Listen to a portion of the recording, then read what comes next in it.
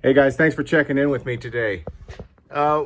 This customer had his ceiling fall out outside.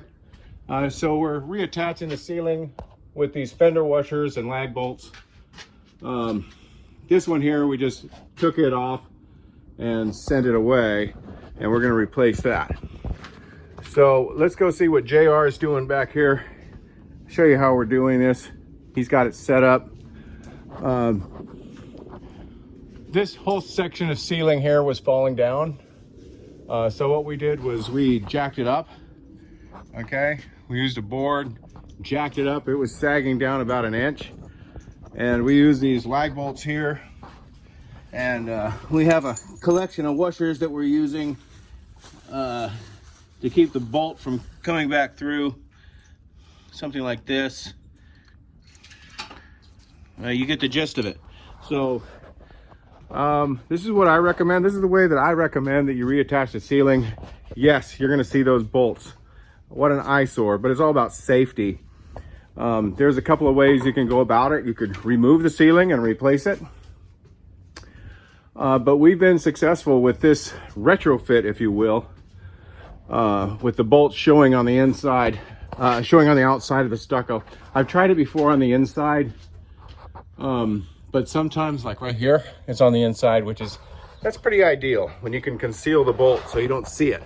And sometimes we're able to do that. But this time, in conditions like these where this ceiling could fall, and if there's so much resistance from the lid, okay? So a lot of times what we try to do is we'll try to bore into the stucco and put a lag bolt up in there with a washer and then conceal it with mud so you don't see it.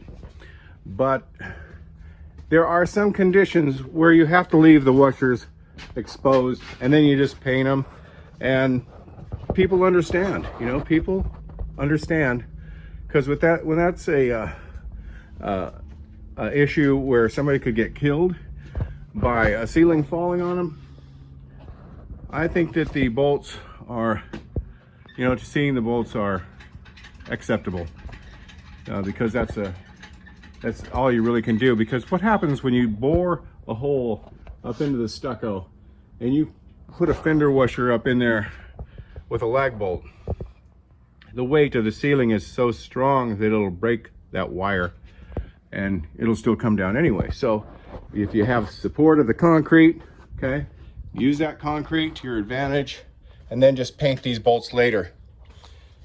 Okay, so let me go back here and show you one more time how JR is doing over here. Looks like he's got one bolt in. That's perfect.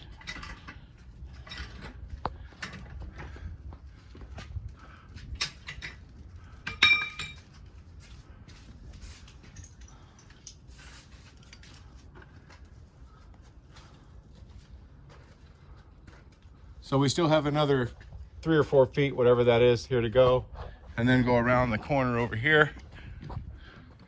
And we're gonna see how far up this is going to be. Yeah, it looks like you gotta move that. Yeah, you gotta move that back. Okay guys, JR is over here cutting up some more high rib for us up here on top of the ceiling. We got one more piece to cut over here. And I wanna point out how important it is that when you're doing a ceiling and you're using high rib lath, make sure, if you can, try to use the ragged edge in the field.